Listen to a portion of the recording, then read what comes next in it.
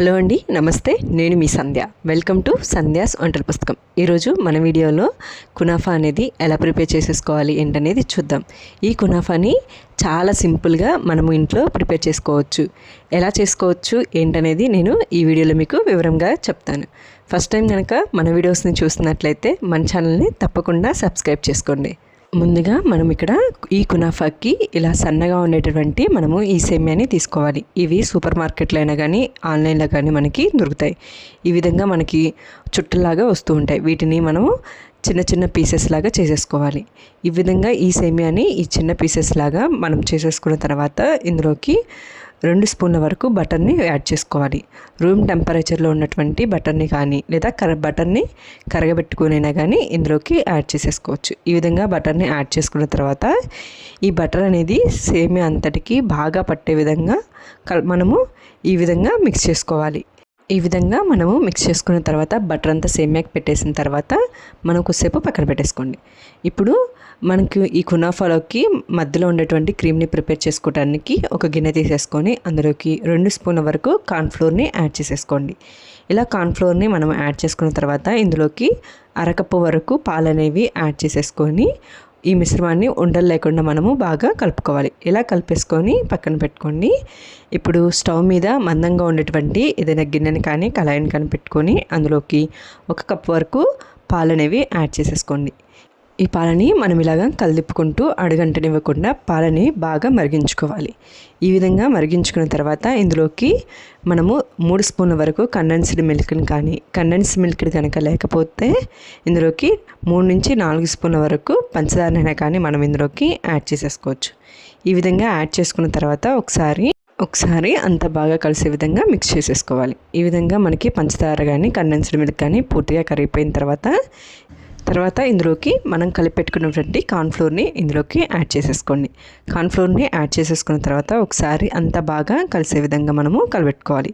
లేదంటే మనకి కార్న్ఫ్లోర్ అనేది ఉండలు కట్టేస్తుంది. కొద్దిసేపటికి మనకి కార్న్ఫ్లోర్ అనేది ఈ విధంగా చిక్కబడిపోతుంది.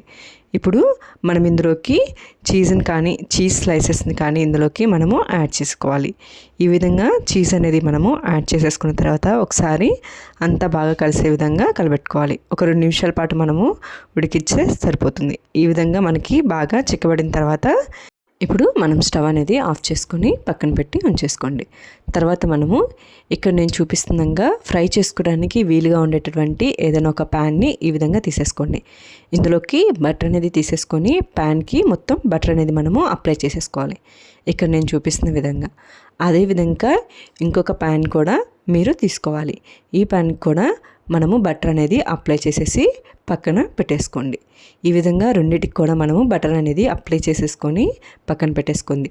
ముందుగా ఏదైనా ఒక పెనం తీసుకొని దాని మీదకి మనం ఇందాకలా సేమియాలో బటర్ అనేది మిక్స్ చేసి పెట్టుకున్నాం కదండి, దాన్ని ఒక లేయర్ వరకు మనము ఇక్కడ చూపిస్తున్న విధంగా వేసేసుకోవాలి. చాలా పల్చగా ఈ లేయర్ అనేది మనము వేసుకోవాలి.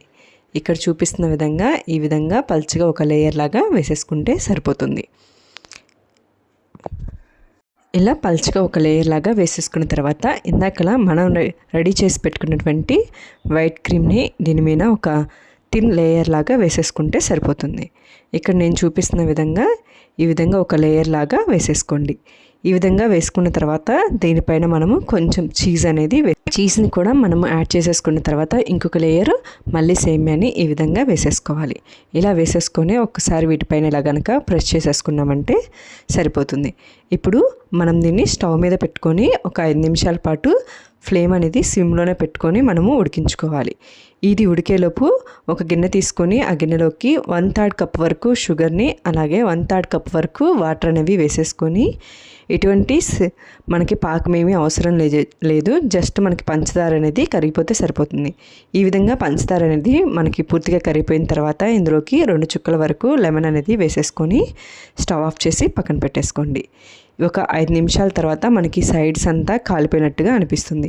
ఇందాకలా మనం ఆల్రెడీ ఒక పెనానికి బటర్ అనేది అప్లై చేసేసుకున్నాం కదండి, ఇంకొక పెనం తీసుకొని ఇక్కడ చూపిస్తున్న విధంగా మనము ఈ పెనంలోకి ట్రాన్స్ఫర్ చేసేసుకోవాలి.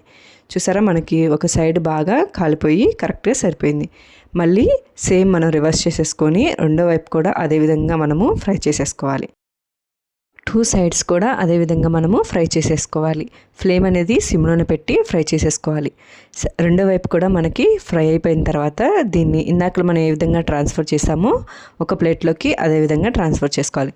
నాకు రెండో సైడ్ కూడా బాగా చక్కగా మనకు ఫ్రై అయిపోయింది. దానిపైన కొంచెం బాదం పప్పుల్ని కానీ జీడిపప్పుని కానీ ఈ విధంగా పిస్తా పప్పుని కానీ ఏవైనా కానీ సన్న ముక్కల్లా కట్ చేసి ఈ విధంగా యాడ్ చేసేసుకోండి. ఈ విధంగా యాడ్ చేసుకున్న తర్వాత మనం ఇందాక షుగర్ సిరప్ని చేసుకున్నాం కదండి, ఆ షుగర్ సిరప్ని దీనిపైన యాడ్ చేసేసుకోండి. ఈ విధంగా షుగర్ సిరప్ని దీనిపైన అప్లై చేసుకుంటే సరిపోతుంది. మనకి కునాఫా అనేది ఇంట్లోనే చాలా ఈజీగా ప్రిపేర్ చేసేసుకోవచ్చు. మీరు కూడా ఈ విధంగా కునాఫాని ఇంట్లోనే ప్రిపేర్ చేసుకోండి. టేస్ట్ అయితే చాలా బాగుంటుంది. మీరు కూడా ఒకసారి ట్రై చేసి ఎలా వచ్చిందో ఏంటనేది నాకు కామెంట్ చేయండి. మీకు కనుక నచ్చినట్లయితే లైక్ చేయండి, షేర్ చేయండి. మరిన్ని వీడియోస్ కోసం మన ఛానల్ని తప్పకుండా సబ్స్క్రైబ్ చేసుకోండి. Thank you for watching.